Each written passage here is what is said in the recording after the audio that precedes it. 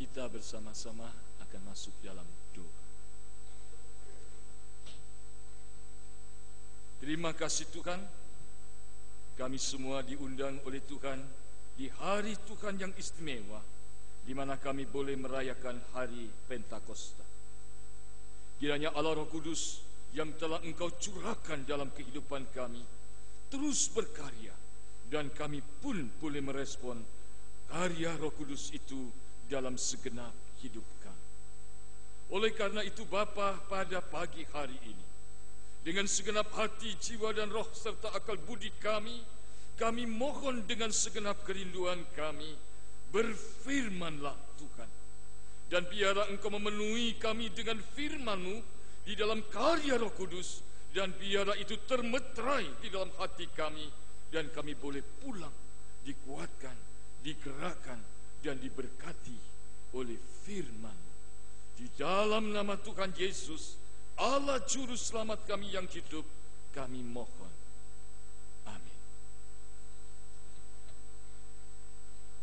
Firman Tuhan pada kebaktian hari ini akan dibacakan dari 2 Korintus pasal yang ketiga, ayat yang pertama sampai dengan ayat yang ke-6.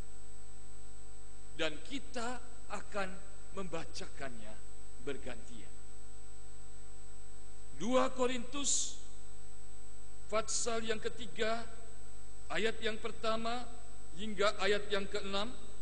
Saya akan membacakan ayat yang pertama, Bapak Ibu ayat kedua, demikian kita bergantian sampai dengan ayat yang ke-6. Pelayan-pelayan perjanjian yang baru. Adakah kami mulai lagi memujikan diri kami? Atau perlukah kami seperti orang-orang lain menunjukkan surat pujian kepada kamu atau dari kamu?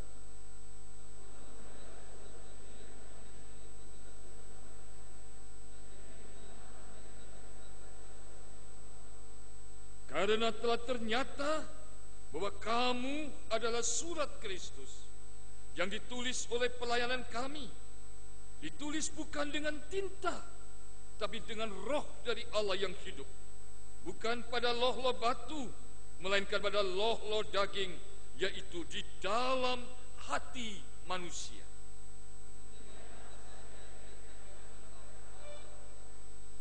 Dengan diri kami sendiri, kami tidak sanggup untuk memperhitungkan sesuatu seolah-olah pekerjaan kami sendiri.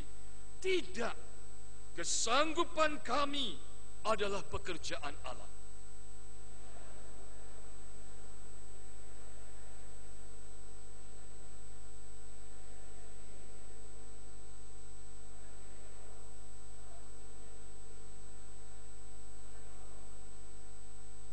Demikianlah pembacaan firman Tuhan. Berbahagialah setiap kita yang membaca, mendengar, memperhatikan, menyimpan, dan melakukan firman Tuhan dalam hidup kita. Hale, hale, haleluya. Hale, hale, haleluya. Hale, hale, haleluya. Haleluya, haleluya. Ibu Bapak Saudara yang dikasihi Tuhan Yesus, Shalom. Hari ini kita sungguh bersuka cita karena kita bersama-sama boleh merayakan hari Pentakosta. Mungkin di antara Bapak Ibu Saudara ada yang bertanya-tanya di hati. Kok hari Pentakosta hiasan yang ada di gereja ada sayur, ada pisang, ada macam-macam. Padahal kita selama ini mungkin menganggap hari Pentakosta itu hari turunnya Roh Kudus. Apa urusannya turunnya Roh Kudus dengan sayur mayur, buah dan sebagainya? Nanti ketika kita bersama-sama diberi kesempatan untuk menyampaikan persembahan, juga ada tari-tarian, dan kemudian mereka membawa sayur, mayur, buah dan sebagainya untuk dipersembahkan kepada Tuhan. Apa itu kaitannya dengan Pentakosta?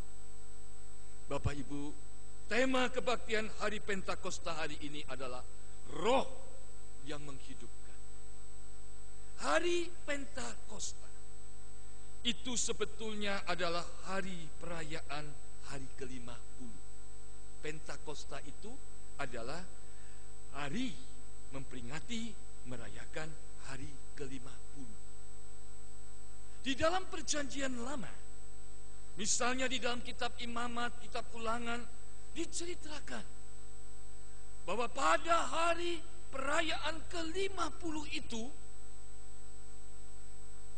bangsa Israel diingatkan bahwa mereka itu dulu adalah budak yang seharusnya binasa, yang seharusnya tidak punya masa depan. Bahkan ketika Tuhan mau menyelamatkan, Tuhan pun menolong mereka, nyaris mereka itu binasa. Tetapi karena ada lambang darah yang di atas tempat pintu masuk mereka, selamatlah mereka. Israel diingatkan, engkau budak, engkau tidak punya apa-apa. Tetapi karena ada Roh Allah yang menghidupkan, maka engkau selamat. Engkau menjadi sebuah bangsa yang diselamatkan dan dipilih oleh Allah. Dan tidak cukup. Roh yang menghidupkan itu ternyata juga menghidupkan tanahmu, sehingga engkau bisa panen. Dan pada hari ke-50 itulah mereka sungguh-sungguh membawa hasil dari tuaian, hasil panen untuk dipersembahkan kepada Tuhan. Apa maksudnya? Maksudnya mengatakan tidak mungkin hasil tanaman yang bisa menopang kami untuk dapat hidup, kami dapat makan, kami dapat sehat, kami dapat kuat sebagai manusia, itu hanya karena Roh Allah yang menghidupkan. Nah, pada hari yang ke-50 itulah mereka mempersembahkan hasil tuaian. Lalu ketika mereka mempersembahkan hasil tuaian itu, ada pesan. Pesannya apa? Roh Allah yang menghidupkan, agar supaya hasil tuaian itu mengingatkan engkau. Untuk siapa hasil pertama ini? Yaitu untuk Tuhan. Tentu bukan dipaketin ke surga, karena tidak ada travel yang mengirim ke sana.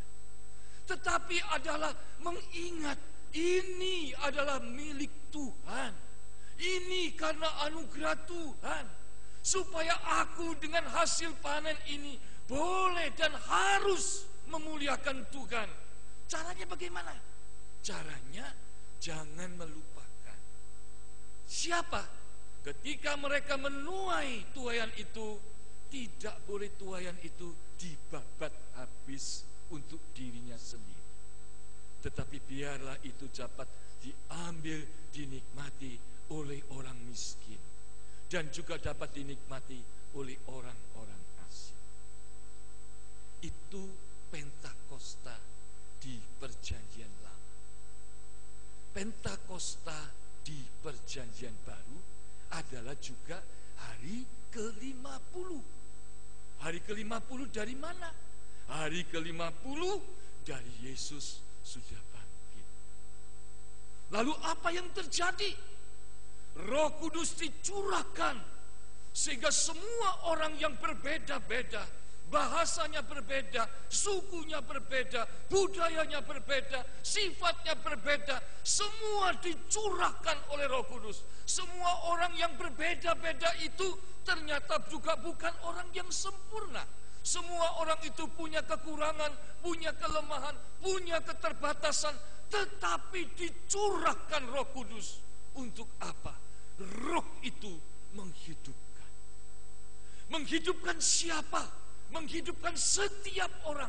Setiap orang yang lemah juga, setiap orang yang terbatas juga, setiap orang yang berbeda-beda juga, sehingga setiap orang yang lemah, yang terbatas, yang seharusnya binasa, karena Tuhan Yesus Kristus sudah mati dan bangkit, maka dicurahkan Roh Kudus itu menghidupkan mereka. Lalu apa yang terjadi? Semua orang yang di dalam kekurangan dan kelemahan itu diutus melayani, tetapi bukan karena pengalaman, bukan karena kehebatannya. Mereka menjadi berkat. Apa berkat yang dipanen? Yang berkat yang dipanen adalah melalui tutur kata, melalui pandangan hidup, melalui sikap, melalui hati, melalui perbuatan, melalui kehidupan, melalui rumah tangga, melalui kebaktian, melalui persekutuan, melalui kesaksian, dan melalui pelayanan apapun, mereka menghasilkan buah-buah Roh Kudus. Sehingga akhirnya untuk siapakah seluruh karya, untuk siapakah kehidupan mereka yang mereka setelah dicurahkan oleh Roh Kudus itu berkarya? Untuk Tuhan. Sehingga hidup mereka boleh memuliakan Tuhan dengan cara hidup mencerminkan Kristus, hidup mengungkapkan buah-buah Roh, hidup dalam daging tetapi dipimpin oleh Roh, sehingga menghidupkan banyak orang. Di dalam rumah tangga mereka menghidupkan seluruh anggota keluarga. Di dalam persekutuan gereja mereka juga bahu-membahu, bergandengan tangan, karena urapan Roh Kudus menghidupkan menjadi sebuah tubuh Kristus yang luar biasa.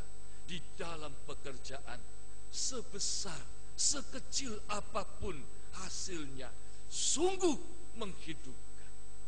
Itulah Pentakosta dalam perjanjian baru. Lalu apa arti Pentakosta?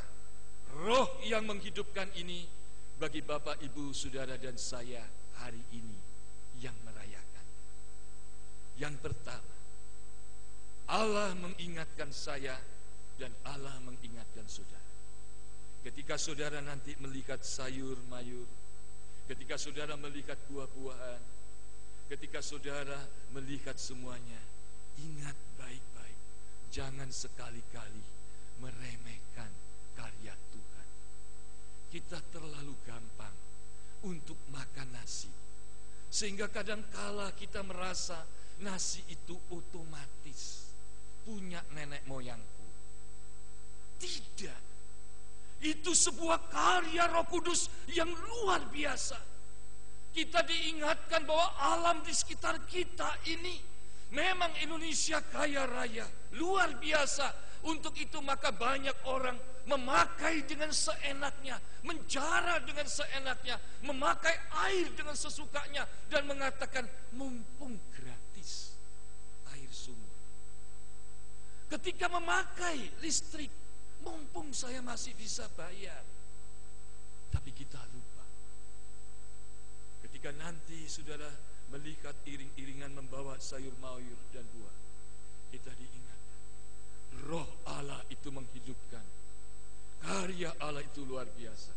Jangan sekali-kali kita menghancurkan, meremehkan, menghina, membuang, dan menjadikan mubazir. Tetapi biarlah ketika kita melihat itu pulang ke rumah dan kita mensyukuri bahwa ternyata jikalau hari ini kita masih bisa makan, bukan soal saya punya uang atau saudara masih punya uang, tetapi ini adalah karya Roh Allah yang kudus yang menghidupkan. Dan saya harus ingat, untuk siapakah ini saya persembahkan? Untuk Tuhan.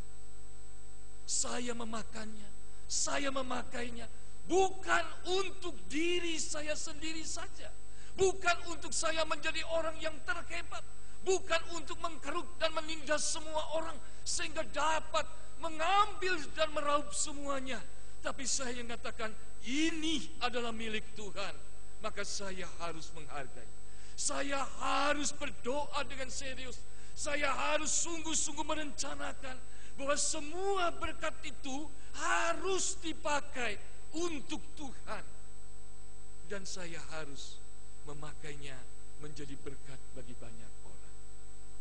Saudaraku, tetapi sebaliknya saya, banyak keluarga-keluarga Kristen diberikan anugerah oleh Tuhan luar biasa. Diberikan kesehatan, diberikan pekerjaan, diberikan harta benda, diberikan keluarga, diberikan suami, diberikan istri, diberikan orang tua, diberikan anak-anak. Bukannya kita bertanya, untuk siapakah semuanya ini aku persembahkan? Sebaliknya, gara-gara urusan yang kecil saja kita bertengkar. Berapa banyak keluarga menjadi ribut hanya soal uang. Kakak beradik yang kecil kumpul dengan kasih sayang orang tua, setelah dewasa musuhan, saling bermusuhan hanya karena harta. Suami istri yang hidup berjuang dari nol dengan susah payah, ketika sampai suatu saat mungkin suaminya, mungkin istrinya salah membeli sesuatu yang kelihatannya lebih mahal sedikit, sudah ribut. Lalu kita bertanya, untuk siapakah sesungguhnya ini? Mengapa semuanya itu terjadi seperti ini?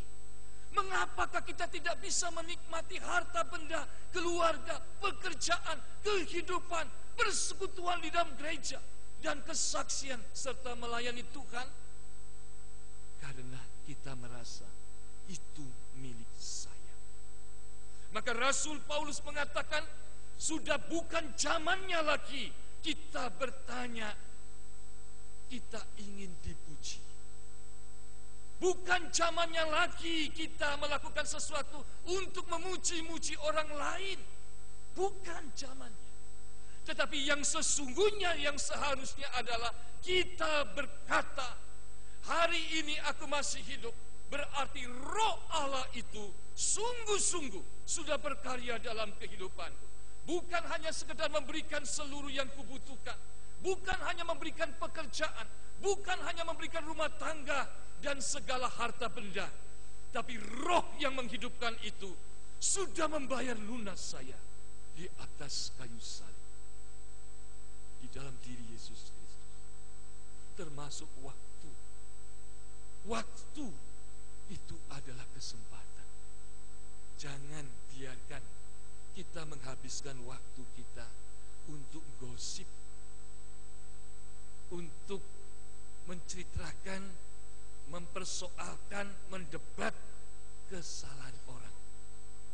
Tapi pakailah waktu hidupmu yang berharga itu untuk bergumul berkata, Tuhan, masih berapa lama lagi aku diberi kesempatan? Untuk siapa waktu ini? Untuk Tuhan. Untuk bagaimana saya bisa mempersembahkan untuk Tuhan? Saya bisa menjadi berkat untuk setiap orang lain. Mari, Bapak Ibu Saudara, pelajaran yang pertama kita pulang dari Hari Raya Pentakosta ini mengatakan, Roh Allah sudah menghidupkan saya. Maka saya tidak boleh menyia-nyiakan hidup ini. Tidak boleh menyia-nyiakan segala yang ada. Dan kita selalu berkata, untuk siapakah semuanya ini? Sebagaimana pujian tadi, yaitu untuk Tuhan. Yang kedua, apa yang bisa menjadi pelajaran yang berharga untuk kita bawa pulang? Roh yang menghidupkan. Saudara-saudara, sejarah Israel mencatat mereka gagal. Sekalipun sudah diberikan mujizat yang luar biasa, mereka tidak bisa memenuhi apa yang Tuhan harapkan. Sekalipun mereka sudah menjadi umat pilihan Tuhan, diberikan tabut perjanjian, diberikan bait Allah, diberikan kemah perjanjian, dan diberikan juga segala Taurat dan sebagainya itu, namun sampai hari ini mereka tidak menjadi berkat yang membawa kesejahteraan dan kebahagiaan untuk seluruh manusia. Tetapi sebaliknya, membuat penderitaan, membuat ancaman, membuat air mata, dan membuat kehidupan dalam keterpurukan. Bagaimana dengan orang Kristen? Hati-hati, bisa sama juga. Allah sudah datang menjadi manusia di dalam diri Yesus Kristus. Sudah mati di atas kayu salib. 30 tahun lebih dia menderita di dunia menjadi manusia.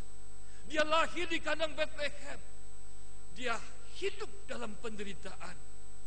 Dan dia rela ikhlas menggantikan saudara dan saya untuk mengalami kematian. Tetapi mari kita masing-masing bertanya di dalam diri dan hati kita. Adakah selama kita diberi kesempatan oleh hidup ini, oleh Tuhan, untuk siapakah sesungguhnya Allah yang menghidupkan hidup saya ini saya pakai? Benarkah pikiran kita pakai dengan optimal dan maksimal untuk seturut dengan keinginan Tuhan yang membangun dan menghidupkan orang lain? Ataukah pikiran kita merencanakan untuk merusak dan menghancurkan orang lain? Tuhan memberikan suara yang nyaring untuk kita. Tuhan memberikan talenta untuk kita. Tuhan memberikan hati untuk kita. Tuhan menitipkan seluruh karunia yang lain yang luar biasa untuk kita. Dan Tuhan memberikan waktu yang berharga untuk kita. Bahkan Tuhan menaruh kita di tengah-tengah keluarga orang-orang yang sangat mencintai kita. Mari kita bertanya, waktu yang saudara punyai untuk siapa? Dan kalau itu untuk keluarga, berapa banyak itu untuk menghidupkan, untuk menghangatkan, untuk menguatkan, untuk merangkul, untuk memulihkan, untuk menjamah, ataukah untuk melukai? Kita mengatakan sebagai orang Kristen yang berdoa, doanya untuk siapa? Untuk diri sendiri. Isinya, Tuhan, aku masih kurang. Tidak puas, nyalakan orang lain, mengkutuk situasi, kondisi, dan keadaan, dan tidak pernah mengatakan, Tuhan, sesungguhnya aku adalah debu. Engkau beri kesempatan yang begitu luar biasa. Biarlah aku boleh memakai hari ini untuk dapat menghidupkan banyak orang. Kita diberi kesempatan sebagai anggota gereja di dalam sebuah persekutuan yang melayani. Saya tidak meragukan saudara sudah mempersembahkan waktu, tenaga, harta yang luar biasa untuk itu. Tetapi mari kita tidak melihat orang lain. Kita menanyakan pada hati kita, untuk siapa? Roh Allah yang menghidupkan, sehingga aku dapat berkarya. Karya seperti apa? Rasul Paulus mengatakan, biarlah engkau yang terbatas itu dipakai oleh Roh Allah yang tidak terbatas untuk mengukir di hati setiap orang tentang Kristus. Melalui teladan hidupmu, melalui sikapmu, melalui karyamu, sehingga orang lain yang kau layani itu menjadi surat Kristus. Dan orang bisa melihat Kristus dari hasil pelayanan. Di mana dirimu? Tidak ada. Saudara-saudara, kita masih punya kesempatan. Biarlah nanti ketika kita mengikuti ibadah ini sampai akhir, kita diajak, mari kita pakai sayur mayur, kita pakai hasil segala pekerjaan kita untuk mengukir di hati orang, mengukir tentang kasih Tuhan, mengukir tentang karya Tuhan, sehingga orang itu menjadi surat Kristus. Orang itu boleh percaya, orang itu boleh diselamatkan, orang itu boleh disempurnakan di dalam Tuhan, dan orang itu dapat mewartakan dan mewujud nyatakan, melakukan hidupnya dan orang lain bisa membaca, ini loh Kristus. Saudara-saudara, bagaimana dengan gereja kita? Kita bangga dengan gereja yang jemaatnya banyak, yang umurnya banyak, yang talentanya banyak. Adakah gereja kita menghidupkan? Adakah gereja kita sebagai roh yang menghidupkan orang-orang di sekitar kita? Sebentar lagi kita akan masuk dalam pemilihan presiden. Mari sebagai orang Kristen, yang di mana Allah adalah roh yang menghidupkan itu, menjadikan saudara sebagai surat Kristus. Saudara dan saya tidak menyia-nyiakan kesempatan itu dengan baik, menjadi warga negara yang menjadi contoh teladan yang bertanggung jawab. Dan kita di dalam masa-masa kampanye ini, biarlah dapat menghadirkan Kristus yang menyejukkan, yang menghangatkan, yang menguatkan, bukan yang mencaci maki, bukan yang mengkutuk, bukan yang mendiskreditkan. Mari kita doakan keempat saudara kita sebagai putra-putra terbaik kita. Biarlah kita percaya kedaulatan itu ada di tangan Tuhan. Biarlah Tuhan yang menyelesaikan dengan rancangannya, dan kita boleh taat di dalam kehendak. Saudara-saudara, roh yang menghidupkan itu sudah berkarya semenjak dunia diciptakan. Roh yang menghidupkan yang sudah berkarya semenjak dunia diciptakan ini ternyata diabaikan, diremehkan, dilecehkan oleh umat manusia. Sehingga hari ini kita bisa melihat seluruh karya Allah dihancurkan dengan rusaknya alam semesta ini, termasuk oleh tangan saudara dan tangan saya di rumah kita masing-masing. Apakah kita akan meneruskan pengrusakan seperti ini? Roh yang menghidupkan itu bukan hanya sekedar kita lihat dalam ciptaan, tetapi dia datang menjadi manusia.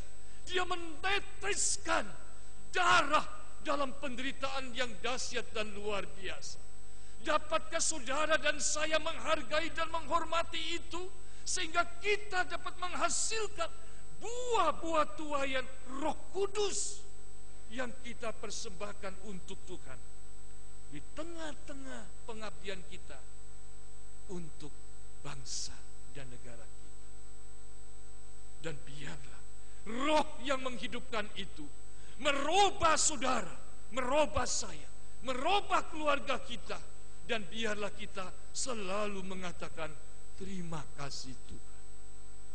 Dan biarlah kita berkata, apa yang ada dalam hidupku untuk siapa? Untuk Tuhan, bagi kesejahteraan, kasih untuk sesama kita. Selamat Hari Raya Pentakosta. Roh yang menghidupkan, menghasilkan buah bagi kita semua. Tuhan memberkati.